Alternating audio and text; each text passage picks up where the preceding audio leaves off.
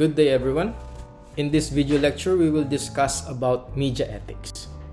First, let's talk about the Journalist Code of Ethics. Journalism, a particular field in the mass media practice, like all other professions, is likewise concerned with the ethical standards of the people that are engaged in such profession. This profession, journalism, is said to be rigidly held to a high standard owing to the persuasive influence it exerts on the public. Well, these are people that are giving the news to the public every day. Therefore, they must be or they should be trustworthy. Just think about the fable, The Boy Who Cried Wolf. Imagine if journalists are like the boy in the story, giving false news until such time that the people around him will no longer believe to what he says. Then people will no longer believe to the things they read or hear or watch coming from journalists. Therefore, to avoid such situation of giving false news, as well as other kinds of journalistic malpractices, journalists must follow ethical standards in order to preserve the trust for the sake of the entire journalism profession. And that is the very purpose of the Code of Ethics for journalists. It serves as a guide, like a sort of 10 commandments on what to do and not to do for all people engaged in journalism. Now, class, you should know that the Journalist Code of Ethics is a lengthy set of rules. So I actually advise you to read the entirety of it.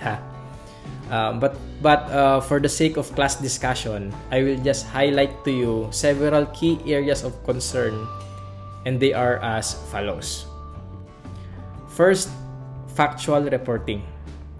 The code exhorts its practitioners to scrupulously report and interpret the news, taking care not to suppress essential facts, nor to distort the truth by omission or improper emphasis, as well as allowing the other side the opportunity to be heard. The essence of this rule on factual reporting is to allow both opposing parties involved in the story the opportunity to explain to the public their side. That's why, if you notice in some TV news, the anchor will often add at the end of the report that the network has attempted to get the side of the other party, but up to this time, the other party has not yet responded. And that's actually responsible reporting, because journalists, when they are presenting a story, they must not only side or favor one particular side to tell the story they want to narrate. They must have a balance in the story that they are presenting. And in order to have that balance, they must do whatever they can to get the other side of the story as well, or the other person in the other end of the story, for him to have the opportunity to answer or to give his explanation on why he did this, why he did that, and so on. Okay? By doing so, the public will not be poisoned. Okay, sorry for the word.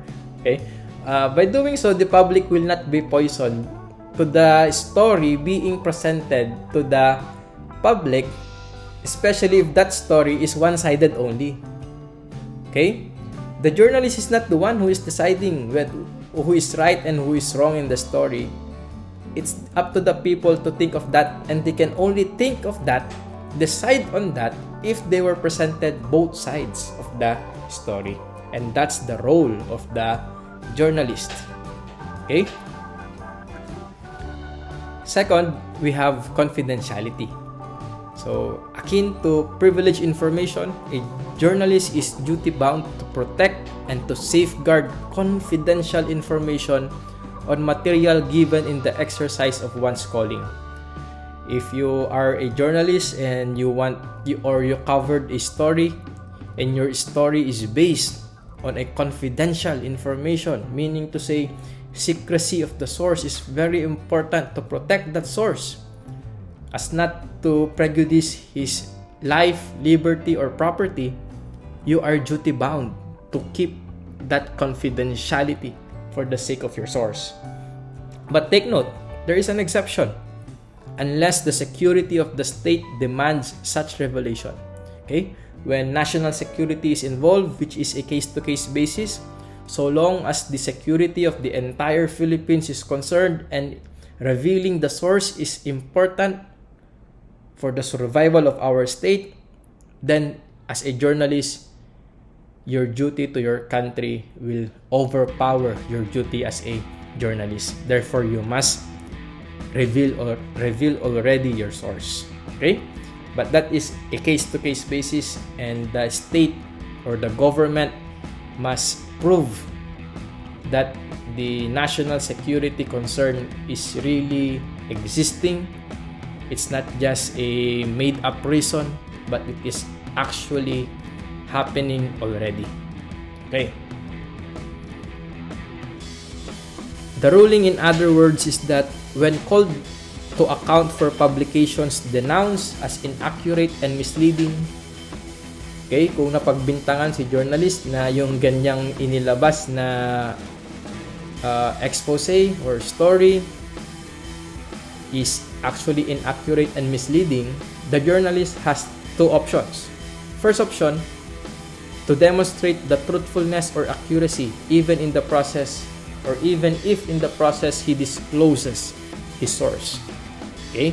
Of course, there are now allegations that he has published inaccurate and misleading information. So in order to redeem his name, he can actually present how truthful and accurate his information is, even if he will be required already to reveal his actual source, therefore violating confidentiality of the source.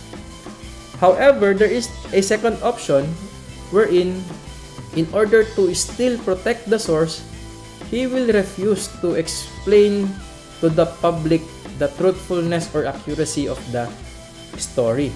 Therefore, he will just let it as it is for the sake of protecting the confidential informant. But class, take note of this. Even though the journalists invoke secrecy for the purpose of protecting the confidential informant, if the other party, let's say for example, the subject in the story was able to prove on his own that the information revealed is actually inaccurate and misleading, this is without prejudice to the liability under the civil and criminal laws of the journalist. Meaning to say, class, the journalist will not be excused to face any civil or criminal liability just because he wants to protect the confidential informant. If by evidence of the subject in the story, he was able to prove that the story is actually false, and the journalist did not present any other information or any other evidence proving the truthfulness or accuracy of that story, he will still be held liable civilly or criminally under the law. Okay, this is for the purpose of fairness. Okay, this is for purposes of fairness. And journalists, yes, we salute how they protect the confidentiality of their informants, but they cannot use that as a shield for them to evade civil and criminal liabilities because of inaccurate and misleading information. This is not a blanket defense, okay? You must be responsible to whatever you put out there, okay? You put out to the public to read. So take note, the sanctity of a newsman's source of information is not only intended to protect a newsman, but also the source of his information. So when a person transmits confidential information to a newsman, the confidential informant is actually exercising his freedom of speech on condition of anonymity. It's like saying, okay, I agree to reveal to you what I know, but I give this to you on the condition that you will not reveal my name. Okay, that happens, no? And that is the right of all persons who wants to become informant. Now, there is this case, Talley versus California. This is a US case. There is an ordinance which penalized the distribution of a handbill which did not identify its author. A handbill is like a small printed advertisement or a notice. Okay, mga pamphlets ba that are given out to the public that contains important information for the public to know. Now, there is this law, a local law, that makes it as a criminal offense of distributing this kind of information of handbill if the author is not identified or not written in that handbill or pamphlet. The one who is distributing them will be penalized. So, in effect, this local law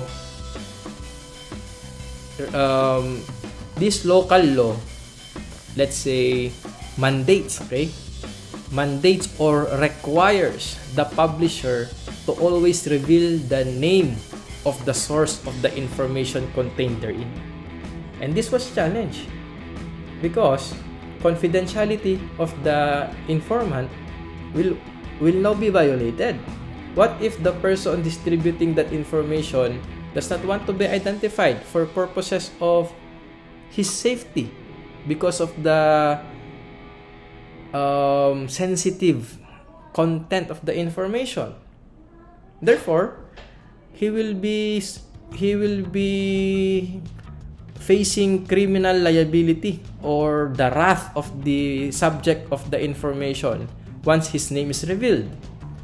So, according to the Supreme Court in this case, the local law is unconstitutional, invalid. Why? Because identification and fear of reprisal might deter perfectly peaceful discussions of public matters of importance.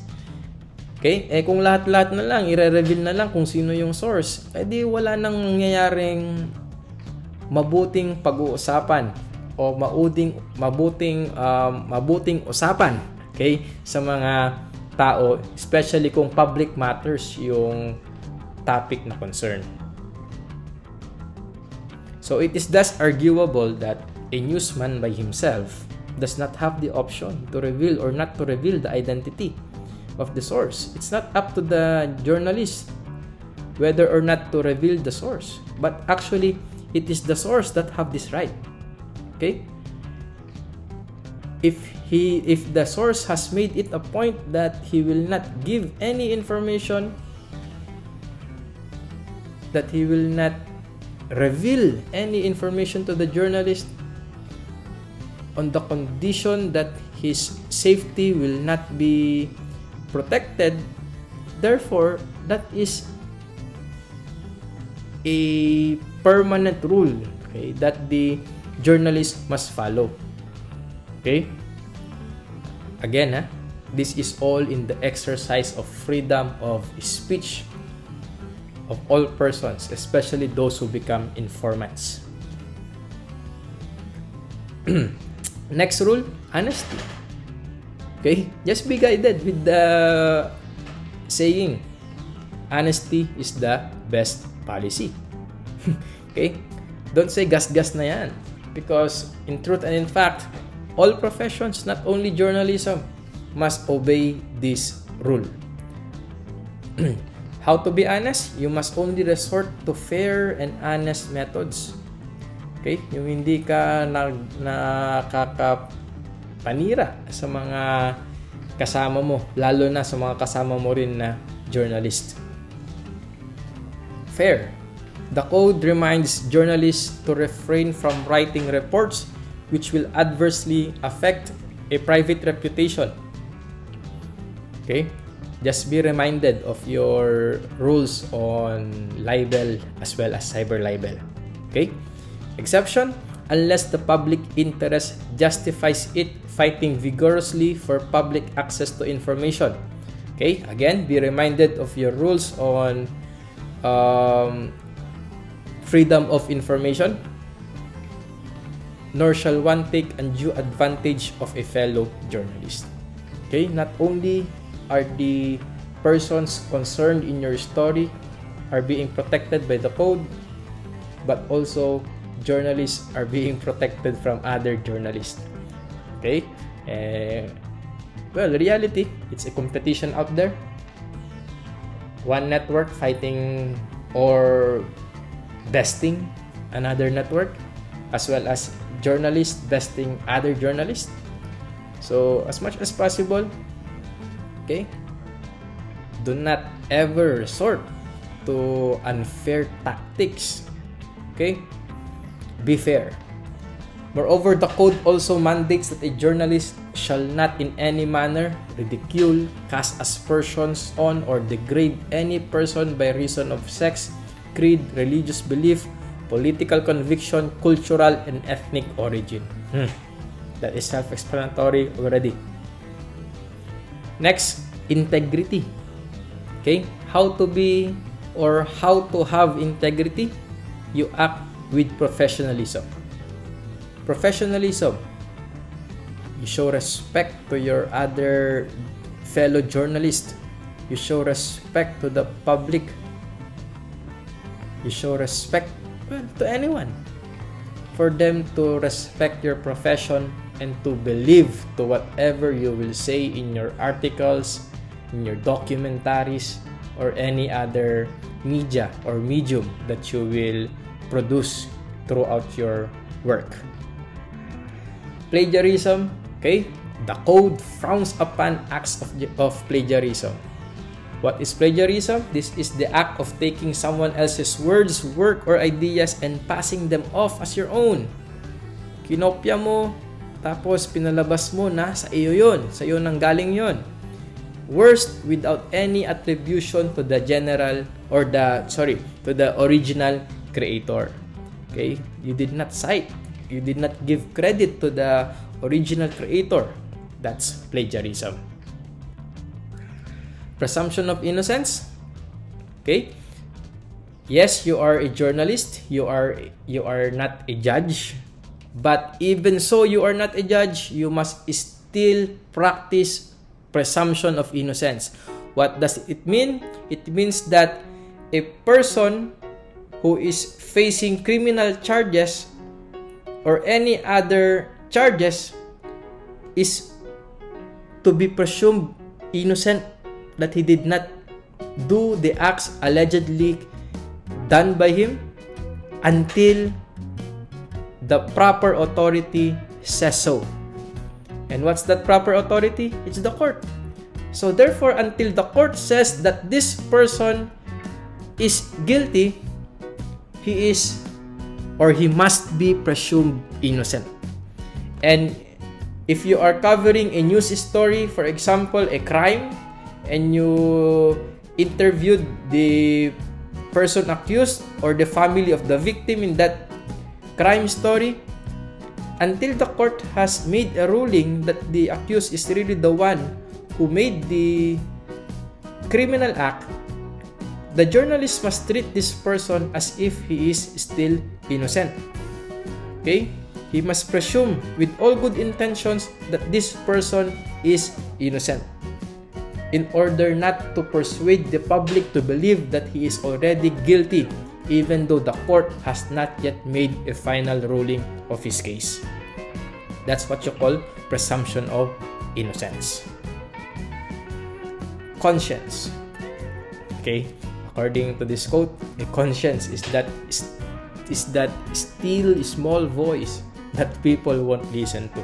So my question to you is, do you listen to your conscience? Okay? So in making your writings, documentaries, A journalist is mandated to perform with integrity and dignity, befitting his profession, with his conscience as his guide.